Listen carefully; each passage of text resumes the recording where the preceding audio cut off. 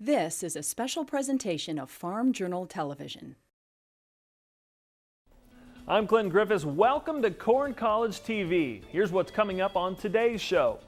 We're talking nutrients and learning to spot nutrient deficiencies. In our Farmer's Toolbox, keeping track of the tractor with auto steer. This technology is helping farmers increase their efficiencies in the field. And the basics of spraying. Missy Bauer covers everything from tip selection to calibration on Corn College TV. Welcome to Corn College TV with Field Agronomist Ken Ferrie, Associate Field Agronomist Missy Bauer, Farm Journal's Margie Fisher, and host Clinton Griffiths. Hey there, glad you could join us for another episode of Corn College TV. No matter the time of year, today's producers have to consistently be thinking about fertility. Does the soil have the right nutrients available at the right time for maximum yield? Today, we're continuing the process of breaking down some of those key components. We begin with the systems approach to phosphorus. Ken, we talk a lot about nitrogen, but phosphorus is also a key nutrient for us, and it has its own cycle. Let's start there with the beginning. The phosphorus cycle actually is very similar to the nitrogen cycle. And phosphorus is held in our soils in organic form, and the high percentage of it anyway. There could be anywhere from 2,500 to 3,000 pounds of phosphorus held in the soil as well.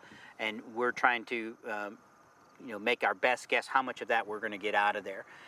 And farmers, I think, sometimes don't understand that. Phosphorus availability, for the most part, is pretty much determined by the microbial activity in the soil itself. We might have a soil test that would say that there is 25 parts per million of phosphorus on your soil test, and a grower would think, well, I've got 25 parts per million or 50 pounds out there. Right. But if we were to look at a snapshot at any one time, he would have somewhere between 0.01 and 0.1 parts per million in the soil solution. Now, why is that? Because it's so tightly held by either the organic matter in the soil or the microbes or the soil pH, the soil cations. So its availability, we have to think of kind of like a drip IV. As far as how much phosphorus is in solution is a small amount. And this is where farmers can have high soil test values. But in the spring of the year, if the soil's cool, the microbes aren't doing their work, or they aren't releasing it, they're going to have phosphate deficiency or purple corn, slow-growing corn. Right. Once the temperatures warm up, a lot of times within 48 hours after the temperatures warm up, the purple corn is gone, the corn's back green, and it's growing strong again. That's because the microbes got to work and they started to process the organic phosphorus in the soil, and they need that for energy, and in turn they release phosphorus in this process. Right. Phosphorus is also sensitive because it is a negative charged anion, and it wants to tie up with things like calcium.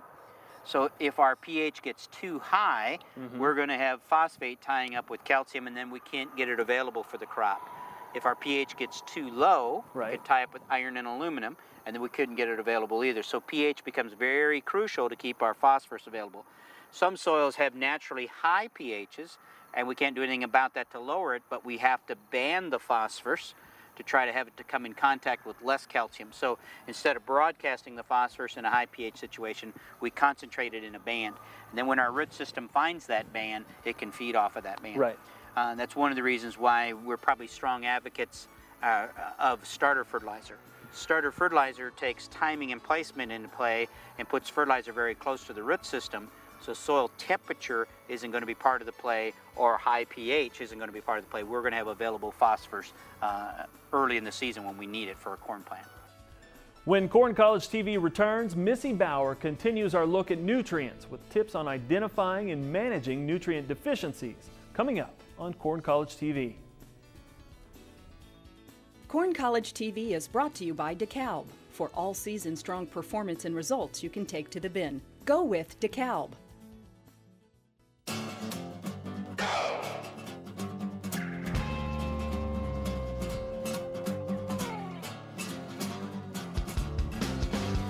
Go with the brand that gets results with strong roots and strong stocks for performance you can take to the bin.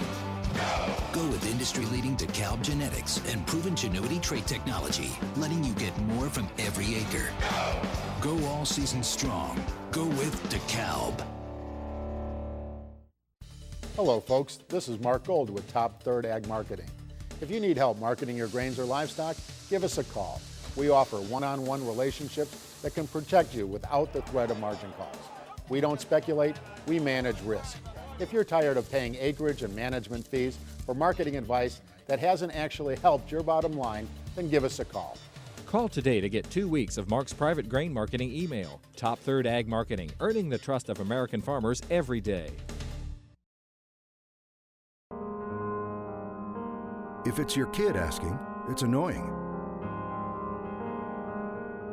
If it's a billion people across the globe, it's a challenge and responsibility. Farmers feeding the world. It's about agriculture coming together to increase both hunger solutions and food production. Please learn more and give generously. Mark your calendar. Ag Connect Expo 2011 is coming to Atlanta, Georgia on January 7th through the 10th. Connect with experts. Learn new ideas, new technology. Connect to the future of agriculture, the newest innovations. Connect globally with producers from around the world. This show sets itself apart from the regional shows. Ag Connect Expo 2011, where the world of agriculture comes together.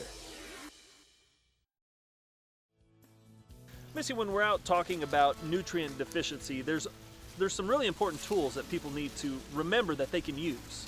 That's right. When we're trying to determine if we have a nutrient deficiency problem or not, one thing we can go back to is our soil test. And if you've got just a problem area in the field that you're worried about, I would suggest we pull a new test there. Okay, now don't rely on some old soil tests that we have. So get your probe out there and go ahead and take your samples just like you normally would. Okay. The other thing we can do is pull some tissue test.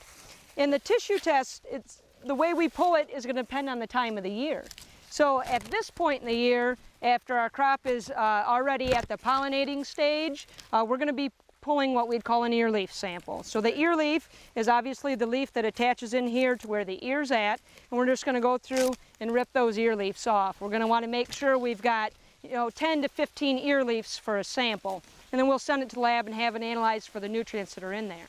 Now if this is early in the season, where we've got very small plants, so plants that maybe are up to about that V6 growth stage, we're actually going to pull whole plants. So we'll chop right at the base of the soil, the plant off, and send in whole plants. Okay. In between about that stage and before we get to this pollination stage, then we would just pull what we'd call the upper leaf. So the fully most developed leaf, we'd pull those. So that's what we'd look at for doing the tissue sampling. Okay, now if we're talking nutrient deficiencies and that kind of thing, we want to start with nitrogen. That's the one that we're always focused on. What do you have here to show us? Yeah, nitrogen deficiency can be a huge problem. And just identify it in the field, we're going to look at the leaves, and we're looking for where it starts to fire up. And it'll fire up from the tip coming in and kind of make this V-shaped pattern here, okay? And the other part of the leaf will still be pretty green, and we'll get that firing or that V-shape of yellowing coming into the plant. So that's what we look at on the leaf itself. We have some plant samples here from some different plots that we have out. Here's a case where we have a low rate of nitrogen in comparison to more of a medium rate of nitrogen, and then our heavy or our high rate of nitrogen. And you can see a difference in the ears. Yes, we've got differences if we look at the ears themselves here. Also in the plants, look at the greenness in the plants. When we look at this, we've had a lot of firing very high up this plant, plus this plant's fairly just pale green color instead of the dark green that we have down here. Right. So in this case, if this was all you had in your field, it would be a little bit hard to judge. But as we look at different rates within the field, here we have a low rate of nitrogen, a medium rate of nitrogen, and then a high rate of nitrogen. And we can see we're not only affecting the greenness in the plants, but it looks like we're affecting yield here as well. Right. If we get severe nitrogen deficiency, we'll actually see tip pullback and kernel abortion on one side of this ear. Okay. What about potassium? Yeah, the next one is potassium deficiency, and what we're looking at there on the leaf samples themselves is where we're going to see some of this yellowing again, but unlike nitrogen, we're going to see it on the edges of the leaf. So you can see where this is the darker yellow, brown color, and that we're green in the middle here. So that's a classic example of the potassium deficiency that we're going to look at on the leaves. On the plants themselves, what we get concerned about with the potassium deficiency is what it does to stalk quality. So when we look in the inside of the stalks, if we've got potassium issues, we'll see that we get this cannibalization or the deterioration of the inside of the stalk earlier than what we would like. Almost looks like divots through there. Yeah, and it is basically weakens this stalk. So one of the things with stalk lodging and corn going down can be a potassium problem. So we want to be checking for that as a potential issue as well. The other nutrient that's important is going to be phosphorus. You know, if we think of the big three, we got our nitrogen, potassium, and now phosphorus. And phosphorus issues, we're going to look more early in the season. And we'll actually see a darkening of the plant and a purpling color on the leaves, which would show a phosphorus deficiency. So phosphorus is very important to get in the plant early in the season. If we don't have that phosphorus early in the season, we can have an impact all year long, even if we add it later on. So those are some of the things. What does it look like at the end of the year, the phosphorus deficiency? Phosphorus deficiency, if it's severe enough at the end of the year, you can see it in the ear that we'll maybe even have some spiraling of the rows. So they won't be straight rows. That's something that we could look for. But really, we're going to affect the number of rows around. So maybe from, instead of a 16, it could be a 14. So we're going to affect yield definitely if we have early season phosphorus deficiency. Still to come on Corn College TV, adding auto steer to your equipment. Is the payback worth the cost? Find out in today's Farmer's Toolbox when Corn College TV returns. Avail Phosphorus Fertilizer Enhancer is designed to increase your fertilizer efficiency and can boost your yield potential by 10 to 15%. How do we know? Well, first we tested Avail in a series of university trials, then across different states, different counties, different fields and farms just like yours to prove that Avail will keep phosphorus available for the entire growing season. Avail has been proven around the world, and that's good news for your crop as well as your wallet. So visit chooseavail.com and see where Avail takes you. Rust is destroying your valuable equipment and property. Rust Guy permanently stops rust the easy way. No scraping, grinding, or sandblasting. Brush, spray, or roll Rust Guy onto any rusted metal and it will not rust again. Rust Guy is not a paint, but an industrial strength formula that kills rust on contact. It leaves a smooth finish that can be left as is or painted. Rust Guy protects from salt, manure, fertilizer, urine, and rain.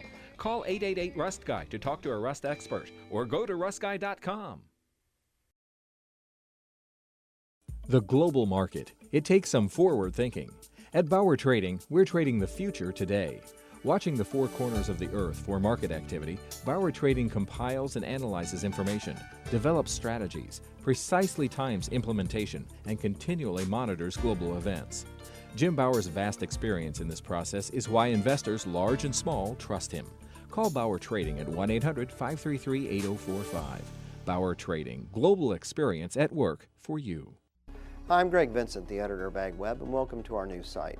This marks the end of many long months by a lot of us here at Farm Journal Media, and also even some of our loyal readers who were dedicated to helping us remain the homepage of agriculture. This new site is designed to have more vibrant content, easier navigation, and faster load times while still delivering the same quality information that you've come to expect from AgWeb over the past 10 years. So go ahead and take a look around the site and let us know what you think. AgWeb, the homepage of agriculture. It's easy to spend money on equipment and technology. There's always something that's later and greater and going to make all your problems go away. That's how many of us thought of auto steer when it first came out. But as this technology has improved both in performance and price, it's something Ken Ferrie says may be worth a spot in the farmer's toolbox. Auto steer has certainly come of age in everything from bass boats to combines to tractors. And people ask me, what do I think about auto steer and would it work on their farm, that type of thing. And one thing I can say is I don't have anybody that has purchased auto steer and has given it back or has taken it back. They may have definitely upgraded or looked at different options within it, but quickly they become addicted to it. And I can't say that you could look at auto steer and say this is going to increase my bushels so much an acre. It's not one of those things. It definitely could improve your efficiencies and it could make the job a lot less stressful. The planting pass, for instance, is one where growers can spend more time paying attention to the corn planter, make sure it's operating the way it's supposed to, not plugging up and things are doing what they should do back there, and not having to be focused on the steering itself. The combine harvest the same way. As far as we get into a lot of dusty bean harvest in the soybeans and stuff like that, the auto steer helps them to manage those days better. But I think the neat thing about the auto steer at this stage, you can get involved at any level you want, at any price range, and any amount of accuracy. So you can do some beginner stuff as far as staying down in the price range on tillage tractors, to getting some very accurate stuff all the way up to doing your planting and maybe even drainage work and things like that. So I think there's a lot of options available, and today we can put it on just about any vehicle out there that's got steering capabilities. So I think it's one of those things that is slowly going to become a standard, kind of like an AM/FM radio in the tractor. In today's Ask an Agronomist, we're going back to mid-season where a grower wanted to know, how can I figure out what caused some of my plants to mature later than others? Yeah, when we're out in the field this time of the year, one thing we're paying attention to is the uniformity of the stalk diameter. We can see here we actually have a plant that's a much smaller stalk diameter. This is an indication and tells us that this plant emerged later in comparison to the other stalks and plants that are out here. Delayed emergence can be caused by several things. The first thing that you want to look at once you dig this plant up is check the planting depth in reference to the other plants around it. So we want to eliminate, was it a problem with planting depth? Maybe it was a very shallow planting depth and it took a while for it to germinate because we had to wait for rainfall.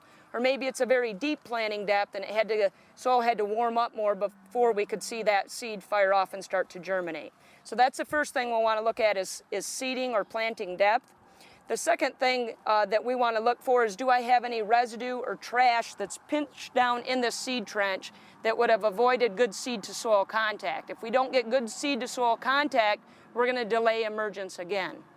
The third thing that we want to look for is any insect damage. So maybe we have some feeding from white grubs or wireworms that could have delayed this plant early on in its life. The fourth thing that we want to keep an eye out for would be any remnants of seedling blight diseases. This will be a lot easier to diagnose if you're in the fields early in the season, but if we're in here late in the season, the main thing we want to look for is what's the health of that mesocotyl in those seed roots. If they're not very healthy and a lot of discoloration to them, it could be that we had seedling blight in this field early in the season, which delayed the plant and never let it catch up. So those are the four things that I look for first in trying to figure out why we have these small plants out here, which are these delayed emergers. They came up late, they're never going to stay caught back up all season long.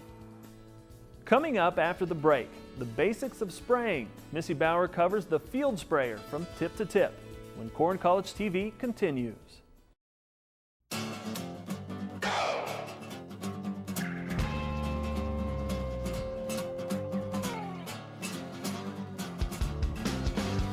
Go with the brand that gets results with strong roots and strong stalks for performance you can take to the bin.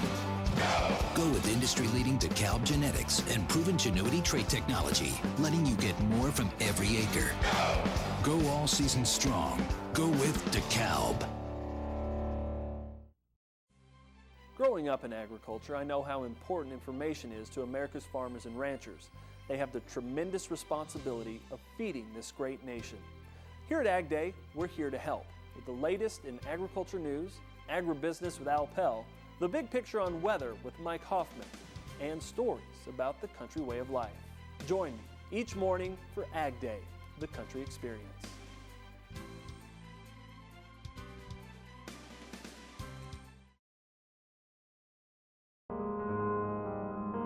If it's your kid asking, it's annoying.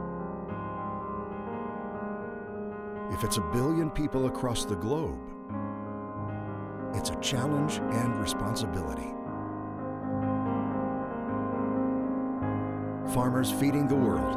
It's about agriculture coming together to increase both hunger solutions and food production. Please learn more and give generously. America needs to know that something still works in this country. One of those things that is working well is agriculture. And at U.S. Farm Report, what's crucial to me is to make sure we convey the confident, competent voice that I hear from America's farmers and rural residents, that they can count on us. Rural America works. Agriculture works. Watch U.S. Farm Report Saturday morning and Sunday afternoons on RFD TV. U.S. Farm Report, the spirit of the countryside. Missy, today we want to talk about basics of sprayer and sprayer equipment. Let's look at nozzles first while we're right here. Yeah, one thing important is nozzle selection, and I think that's what people got to think about is what nozzle do I need for the operation that I'm doing today. So in some situations it's going to depend on the product that we're spraying. So if we're actually going to spray a herbicide that's more of a contact herbicide, we're going to want to make sure that we've got good coverage on that, because it's only going to die where we hit that if we're trying to kill it with weeds. So we're going to want to make sure we got those finer droplets and that we get good coverage there. Situation where we've got one that's more of a systemic herbicide like a glyphosate would be, coverage isn't as big of a deal, and we're more concerned about drift because we don't want to have off-target issues. So in that case we want to have a little bit bigger droplet size to try to reduce that drift. So we want to think about those types of things when we're selecting our nozzles.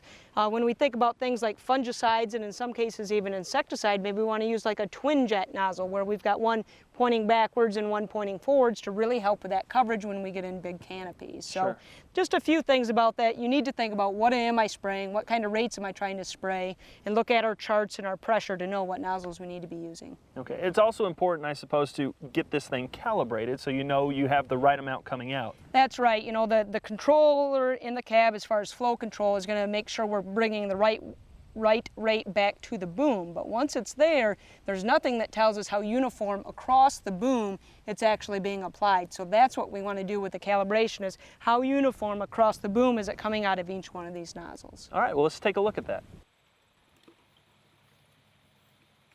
So when we do this sprayer calibration on the boom, when we're looking for the uniformity across this boom, we need to first determine what the gallons per minute of each of these nozzles should be in a given time. So we're going to use the formula that we'll put up here to be able to calculate the gallons per minute. Once we know what the gallons per minute is, then we're going to determine the time that we're going to use our catch can to catch the volume, and then we'll see how many ounces we get in comparison to what the formula told us we should get to determine if we are getting the proper amount out of the nozzles and how uniform it is amongst the different nozzles. So what we'll do is use our catch cans here, and we're going to catch the amount coming out of each one of these. We'll use a stopwatch here to time it. In this case, we're set up to do it for 30 seconds. So we'll do this for 30 seconds. Go. We're just trying to catch it in this so we can determine the difference between the nozzles that we have here if there's any problems. The other thing we're also looking for while we're doing this is the actual patterns. Are we seeing some different patterns amongst the different nozzles that are causing problems, or maybe partially plugged or anything like that? So we're going to do that as we go through here. We're almost done with our 30 seconds, and stop. We're going to pull those out. We're going to go ahead and see what the volume is. And in this case, I'm right at 30 ounces in my catch can. 31?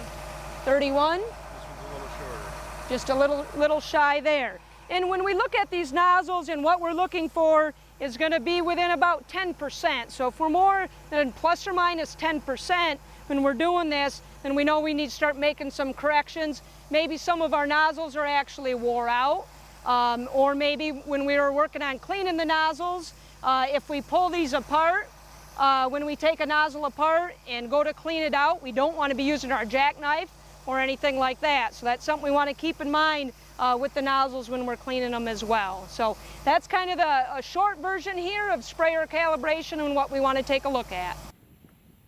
So after we get it calibrated, there's also some things we need to do in the field when we go out to spray, and that's boom height. That's right. We want to make sure that we've got this boom height set properly for the nozzle that we're doing. So these different nozzles are going to be spraying out at different angles, and we're going to have adjustments to make based on that, which we can look in our charts and it'll tell us, based on the angle where we've got to be. But we've also got to take into consideration that crop canopy. What are we spraying into? Am I spraying in a crop that's this short or something that's quite tall? So all those things are going to make adjustments as far as our boom height goes, but it's very important. If we don't have the boom height set right, our pattern's not going to be proper. So if we've got it set wrong, it's too high or it's too low, we could goof up the pattern that we're trying to get in the field to get good coverage. Okay. We know nozzles are really technical these days, but the equipment on the sprayer is getting pretty technical, and it can really help us as far as coverage goes. That's right. One thing that a lot of people are looking at now is an auto swath. So as we go through with this sprayer, it's going to be tied to the GPS. So if we've already covered an area, when we drive back through that area, it's going to be shutting those sections off. So that auto swath, we find, 1, saves any overlap problems, and 2, really saves on a lot of products. So a lot of guys find that they pay for what it cost them right away that first year on the amount of savings that they have. So we feel auto swath is good technology to take a look at. As always, we want to thank our great agronomists for today's information. Remember, you can catch all of this again on our website.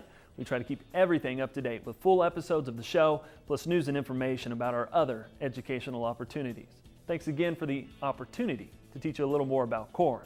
Corn College TV is over. Class dismissed. Next time on Corn College TV, nematodes can cost farmers big time. We take on these feasting foes with tips on what to look for and how to treat. That's next time on Corn College TV.